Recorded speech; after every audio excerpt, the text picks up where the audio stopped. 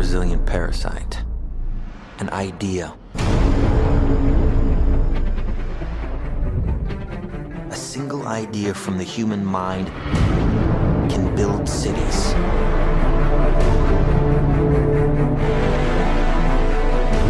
An idea can transform the world and rewrite all the rules. Which is why I have to steal it. He's hiding something and we need to find out what that is.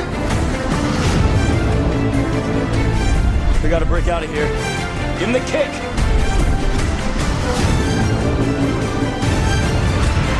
This was not a part of the plan! Wake me up! Wake me up!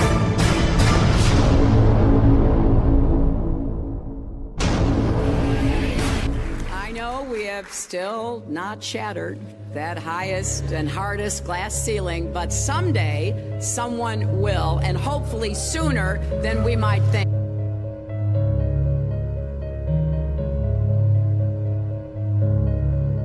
As the galaxies go whizzing by over the glass domed ceiling. Now tell me that doesn't work for you. If it's true, does it change how I live my life? This is something that is not an easy answer because of the magnitude of what we're talking about here. How it will change your life, first of all, when you understand it, is dramatic, to say the least.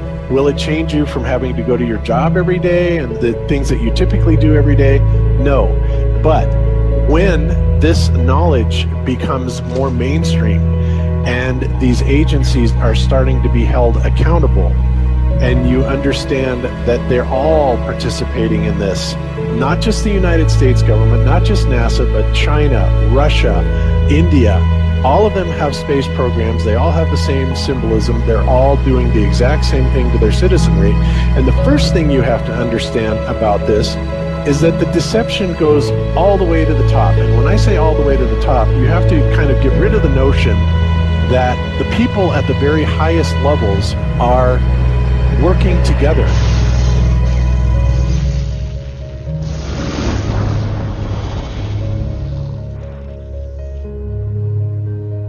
Why would they do this? Why are they trying to hide the fact that we are on an infinite plane or on a flat earth rather than a ball? Well, if you isolate people into the idea that they're on a blue marble that's in the middle of a universe that is really insignificant, and there's thousands or millions and billions of other worlds and possibly other civilizations, that makes most people think that we are insignificant and that we did actually come about as some sort of an accident.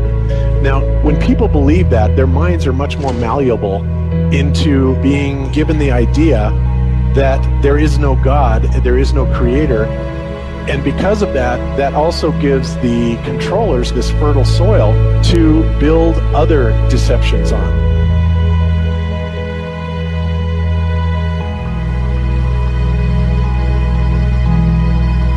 Why do you think that Truman has never come close to discovering the true nature of his world until now? We accept the reality of the world with which we're presented. It's as simple as that.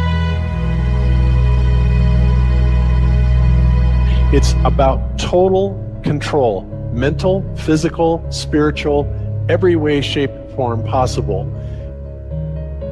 You have to remember how big of a conspiracy this is. This isn't talking about just the JFK thing or isn't talking about just 9/11. It's on an umbrella kind of system to where it is the biggest deception that there is. It actually exposes every other deception, and nothing else brings down the power of the elite because it really exposes education, science, the economy, television, museums, universities. Think of all the things that have been fooled. I feel worse for the people that are out there building satellites, the people that are out there actually working for these space agencies, the people out there teaching in schools as professors, because they would all come to the conclusion eventually, once this gets out, that they've all been contributing to the lie. Why do you believe what you believe? Prove it without using NASA or any other space agency, the government or military of any country in the world. Why would I say that? NASA has been proven to be liars time and time again. I could spend a whole weekend here showing you the lies of NASA. How many of you believe your government is 100% honest and can be trustworthy? And how many of you know the military answers to their government? Okay, so if those three sources are all proven liars, why would you trust them? Fool me once, right? Shame on you. Fool me twice, shame on me. I say, continue to believe pathological liars and you're an idiot. But that's what we've all done. And so, I look at these stuff, we've all seen the textbooks, we've all seen the videos and movies and all these things, and there's so much of it. Do you know what the budget NASA has? You know how much they get? How much money they get? Have you seen the movie Gravity? Okay. That's made for about $100 million, give or take. And if you saw the movie Gravity, that was pretty impressive. I saw it on IMAX, big screen, like, wow. I mean, I felt like I was with Sandra Bullock flying around in space, freaking out myself. Okay, this is what they're able to do with $100 million. What are you able to do with tens of billions of dollars a year since the 60s? Now, in my opinion, we're being lied to not only about the shape of the Earth, we're being lied to about the very nature of reality itself. In 1954, Admiral Richard Byrd, a highly decorated naval officer, conducted an interview where he alluded to the idea that there may very well be land beyond the poles. Admiral Byrd, you've been to both the North Pole and the South Pole. Is there any unexplored land left on this Earth that might appeal to adventurous young Americans? Yes, there is. But strangely enough, there's left in the world today an area as big as the United States that's never been seen by a human being. And that's beyond the pole on the other side of the South Pole from Middle America. And I think it's quite astonishing that there should be an area as big as that unexplored. That's a tremendous So challenge. there's a lot of adventure left down at the bottom of the world. Admiral, do you hope to see that? We don't know. That's the big problem. We don't know where we are. Okay? That's what we're all trying to figure out here. But there is the Antarctic Treaty where, 53 or so nations have signed saying that no one's going to lay claim to Antarctica and that there are massive restrictions for travel there. You can't just get up and go to Antarctica on your own. You have to have a tour guide with you, and there are only certain entry points, and there are limits on where you can go search. Personally, I think the unconquered South face is the only one worth scaling. It's a 20,000-foot sheer wall of ice, but that's never stopped me before.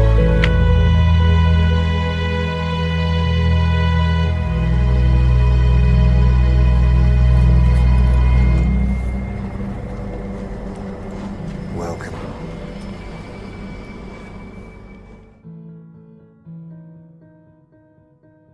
No, I just want to stand on top of the wall and piss off the edge of the world.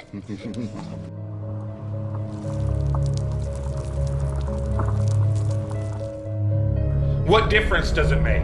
What difference does it make? Yeah, that's their favorite line. Got a lot of people, what difference does it make? You can't figure out what difference it makes?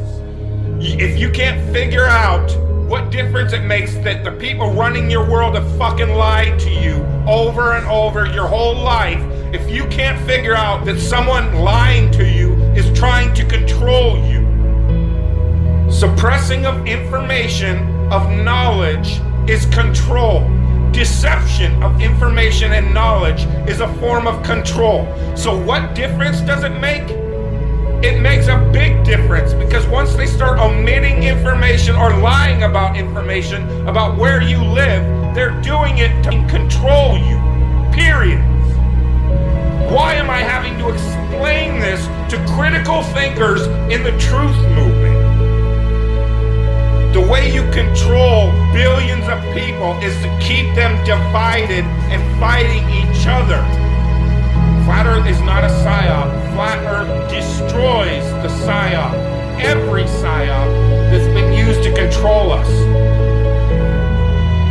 for as long as they've known about it. So this system has been in power and control for hundreds of years, ever since they convinced the rest of the world that they didn't know where they live, and created this fantastical scenario to make people feel insignificant and to follow those that appear to know better.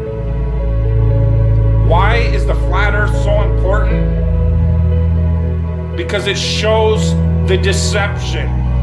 And if everybody would just come together and demand answers, they would be in checkmate. They would not know what the fuck to do. Train up a child in the way that he should go, and when he is old, he will not depart from it. I believe that's why we have so many who are indoctrinated to still believe and fight so hard for the heliocentric model. The reason being is because we've been taught the globe model since before we had the ability to think for ourselves. Think about that. Before you could think for yourself, before you could form rational thought, you've been taught that you live on a spinning ball, although your five senses tell you something totally different. Our senses tell us that the earth is flat and stationary, that the sun and moon and the stars rotate above us just as we see, that they make their annual cycles in such a way that we can calculate days, months, and years of the passage of time, just like in Scripture. The earth in itself works like a well-designed timepiece, and we all know that any timepiece that we can think of has a designer. What if the lie is to hide the existence of that designer? What if they're lying to us about this because they're hiding God?